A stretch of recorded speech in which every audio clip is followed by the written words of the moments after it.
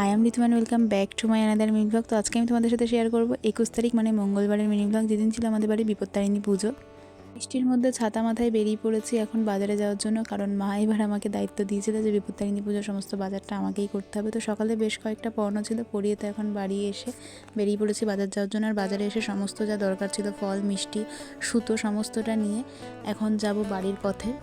একটু টেনশনের মধ্যেই ছিলাম যে সমস্তটা আমি ঠিকঠাকভাবে নিয়ে যেতে পারবো কি না। তো যাই হোক, কোনো অসুবিধা হয়নি, সমস্তটা আমি ভালোভাবেই নিয়ে এসেছিলাম। আর বাড়ি ফেরার পথে টোটোয় আমার এই ঠাম্মিটার সাথে দেখা হয়েছিল, যে কিনা এত এত এত ভালো ছিল, তোমাদের আমি কি বলবো। ঠাম্মিটার সাথে তো আমি প্রচুর গল্প করেছি, প্রথমবার আমার ঠাম্মিটার সাথে আলাপ হলো, কিন্তু এত ভালো ছিল কি বলবো। অনেক অনেক গল্প করে এখন তো নেমে পড়েছি বাড়ির পথে। আর বাজারের ব্যাগটা প্রচণ্ড ভারী ছিল, তো আমি ব্যাগটা নিয়ে বাড়ি এসে ফ্রেশ হয়ে এখন বসে পড়েছি ওই সুতো বানাবো বলে।